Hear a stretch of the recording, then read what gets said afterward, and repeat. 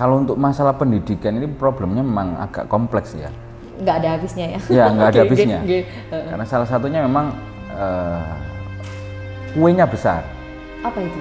Kuenya besar, kan 20% dari APBN negara kan. Oh baik, ya. Kuenya besar, jadi kurang, menurut saya sih, kurang fokus untuk masalah pendidikan. Ada problematika yang di lapangan yang terkadang pemerintah pun kurang terlalu memahami problem-problem itu.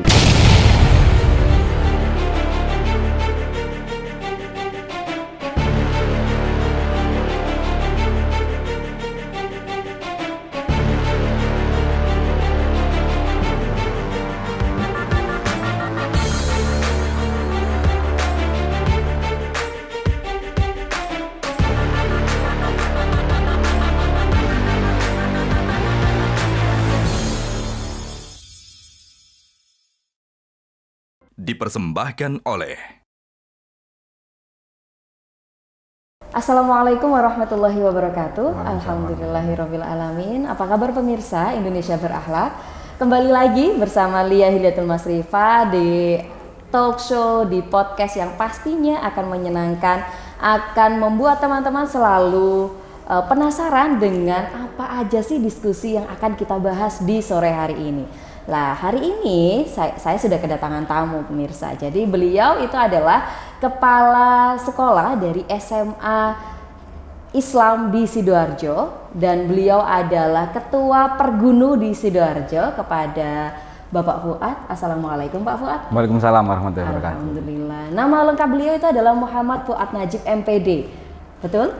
Alhamdulillah. Salam kenal ya Pak Fuad ya. Sama-sama. Sama-sama. Sehat Mbak? Alhamdulillah sehat. Wah, kalau udah narasumbernya ini kepala sekolah, pastinya pembahasannya tidak jauh dari dunia pendidikan Pak Fuad. Saya kemarin tuh pernah lihat FYP Pak Fuad. FYP-nya itu tentang anak kecil yang dia itu nyanyi-nyanyi di jalan sambil ngomong. Nggak tahu ini Pak Fuad tahu apa enggak? Sekolah merdeka, mulai sore, nggak bisa ngaji, nggak bisa main, kayak gitu. Tahu nggak Pak Fuad yang itu? Tahu itu. Tahu lah. Menurut Pak Fuad nih, kok bisa ada anak kecil bisa nyanyi-nyanyi gitu? Kenapa? Ada apa di dunia pendidikan Pak Fuad? Mungkin begini Mbak ya, karena memang kurikulum yang ini kurikulum baru. Pemerintah kali ini mengusung yang namanya kurikulum merdeka. Kemarin kita familiar dengan istilah kurikulum K13. Mungkin kalau zamannya Mbak Lia ini kurikulumnya KTSP ya. Oh baik, iya. Enggak loh, saya kurikulum merdeka. Tetap menjaga jiwa muda saya ya, menolak tua ini. Terus apa? Jadi pergantian kurikulum ini mungkin yang baru dirasakan oleh anak-anak sekarang. Bagaimana dulunya pembelajaran dengan kurikulum K13 sekarang menggunakan kurikulum merdeka yang mana di sana penguatannya pada profil pelajar Pancasila itu. Nah, makanya yang namanya perubahan mesti ada fase di mana beradaptasi dengan sesuatu hal yang baru. Yaitu kurikulum merdeka. Lah itu kan bagian dari kebijakan pemerintah ya terkait dengan perkembangan. Lah menurut jenengan Pak sesuai nggak sih atau ini memang baik untuk pendidikan di Indonesia? Kalau setiap kebijakan itu mesti ada plus minusnya. Kalau di kurikulum merdeka ini lebih leluasa, bahasanya seperti itu. Karena memang mau tidak mau pembelajaran ini harus terus berubah. Karena apa?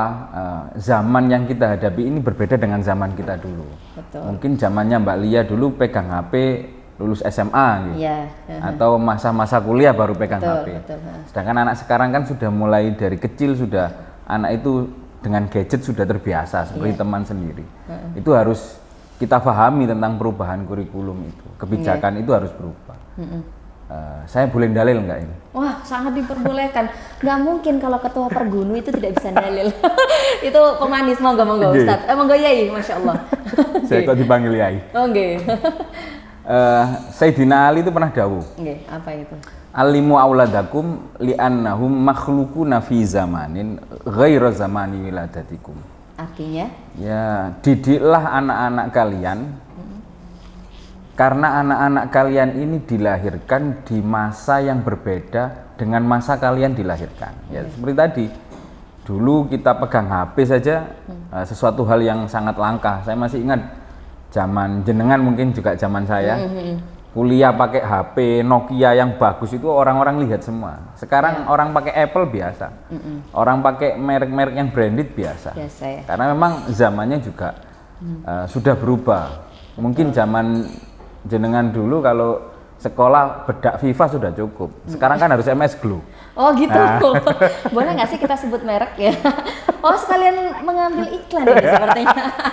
Oke, lanjut. Gini. Jadi seperti itu. Harus terus berkembang. Kebijakan juga harus, tapi juga harus dilihat sisi negatifnya. Itu mungkin pemerintah juga harus menimbang, harus ada kritikan dari setiap kebijakan yang ada. Jadi seperti itu, Mbak, mungkin. Oke, lah kalau misalnya kita ngomongin tentang yang penyesuaian dengan perubahan zaman, kira-kira inovasi yang telah dilakukan pemerintah terkait penyesuaian dengan perkembangan zaman ini apa aja selain kurikulum Merdeka itu? Kita membahas dulu tentang kurikulum Merdeka ya. Di kurikulum Merdeka ini ditekankan pada profil pelajar Pancasilanya. Ada istilah sekarang ini yang masyhur, yang terkenal, yaitu istilah P5. Apa itu P5? Proyek Penguatan Profil Pelajar Pancasila. Proyek Penguatan Profil Pelajar Pancasila. Jangan kan punya anak, lah itu kan nanti kan ditanya anaknya. P5, nah itu biasanya ada kegiatan yang namanya P5. Iya, benar-benar. Kelas 1 SD kelas 1 SD sudah ada. Karena apa ya? Memang kurikulumnya sekarang dituntut seperti itu. Di mana anak-anak itu diminta untuk di sekolah itu sudah belajar tentang kehidupan. Di proses dewasa nggak sih itu? Enggak. Tapi enggak sampai tahap itu. Oke, siap. Kalau kita ingat pepatah, bukan pepatah ya, dawuhnya John Dewey, salah satu filosof pendidikan dari Amerika itu, pendidikan itu bukan menyiapkan kita untuk hidup, tapi pendidikan itu adalah kehidupan itu sendiri.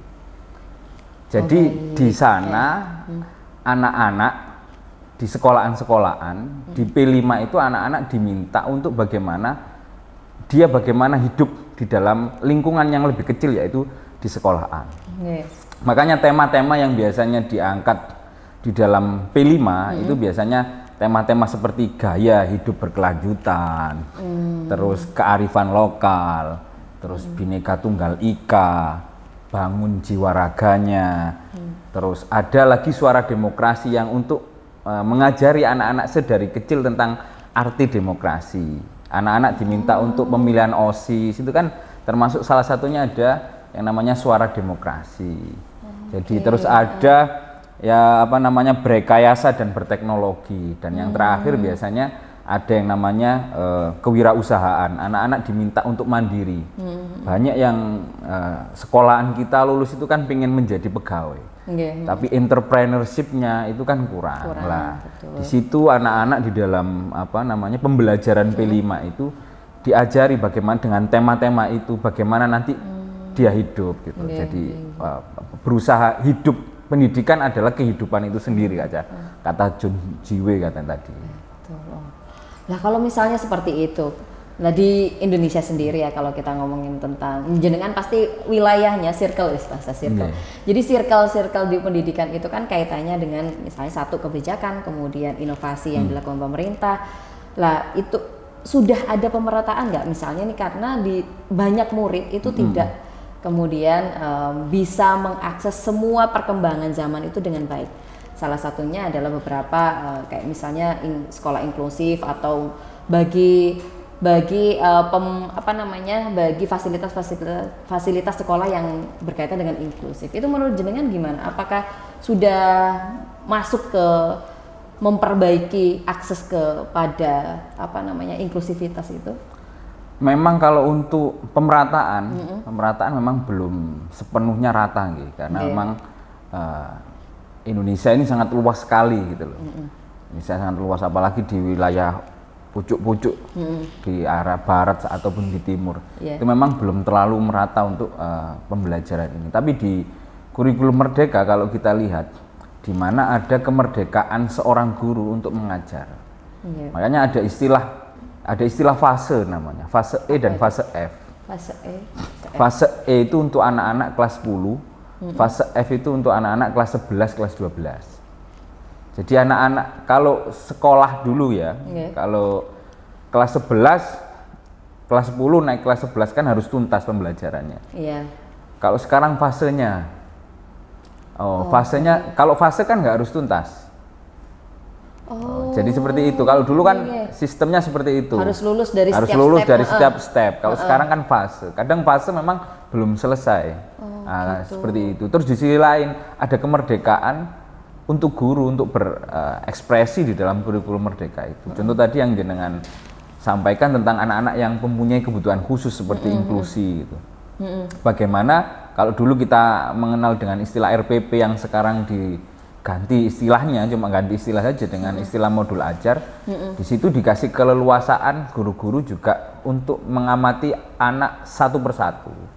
Jadi dalam satu kelas itu ada mungkin anak satu yang mempunyai kebutuhan khusus atau 2 atau 3. Itu kan ada yang namanya penilaian sendiri. Kan nggak mungkin kita menilai anak yang mempunyai kebutuhan khusus dengan anak yang lain. Disamaratakan nggak mungkin. Contoh kita kasih nilai 10 katakanlah. Dari nilai 10 yang paling baik umpama.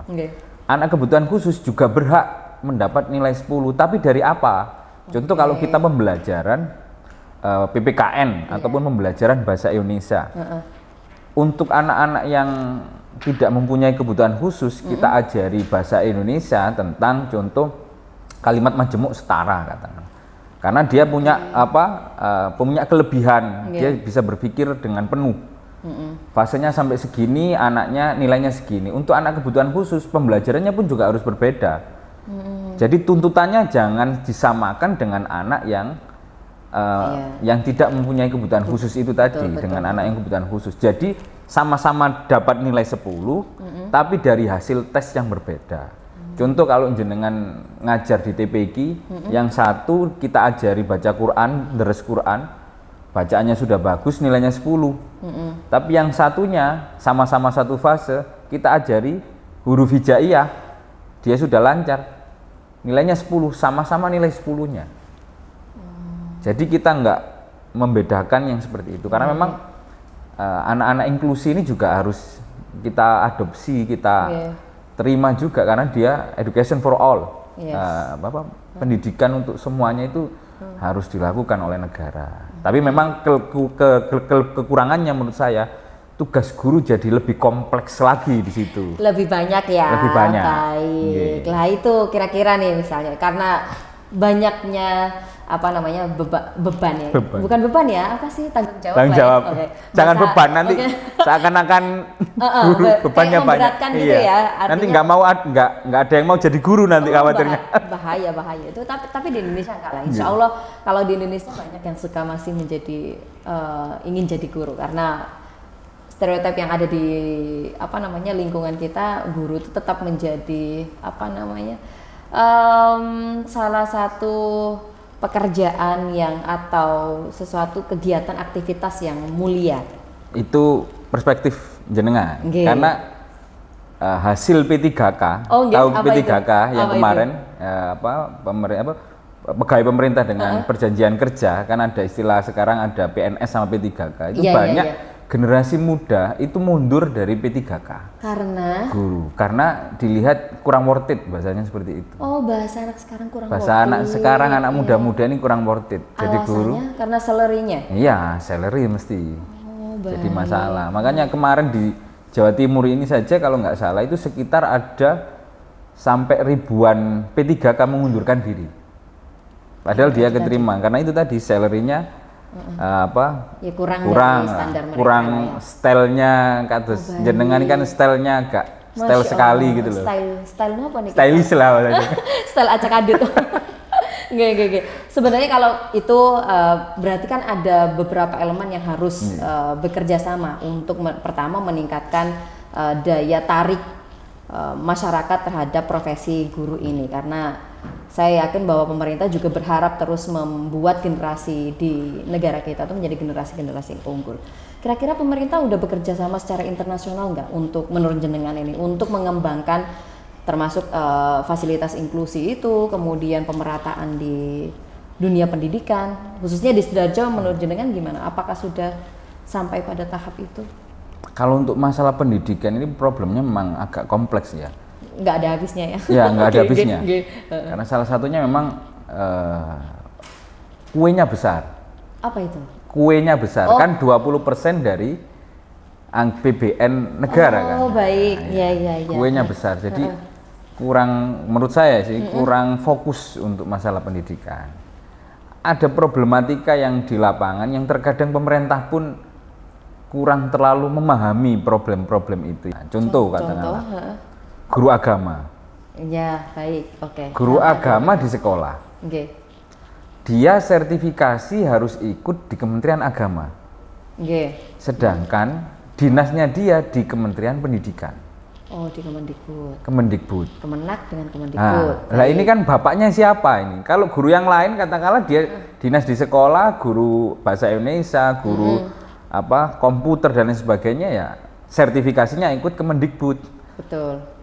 Sekolahnya juga ikut Kemendikbud. Jadi linearisasinya jalan. Tapi kalau guru agama, dia sertifikasi ikut Kementerian Agama, tapi secara profesi dia ikut Kemendikbud. Itu kan selegenje dalam tanda kutip. Masih belum sinkron antar pemerintah, antar kementerian juga masih belum sinkron. Di sisi lain, kalau kita lihat kebijakan yang dikeluarkan oleh Kementerian Keuangan tentang tax deduction, bagaimana perusahaan ataupun PT yang mempunyai relasi kerjasama dengan sekolahan-sekolahan itu akan dapat keringanan berupa tax deduction itu, pada prakteknya jarang sekali terjadi.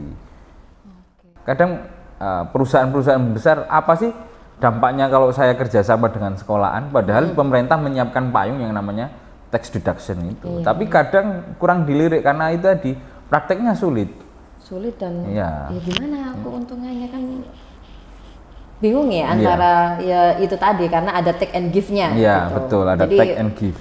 Jadi pertimbangannya akan sesuai. Itu semakin menarik pemirsa. Jadi kita setelah ini itu akan membahas tentang benang kusut dari dunia pendidikan di Indonesia. Jangan kemana-mana ya, tetap di Indonesia Berakhlak.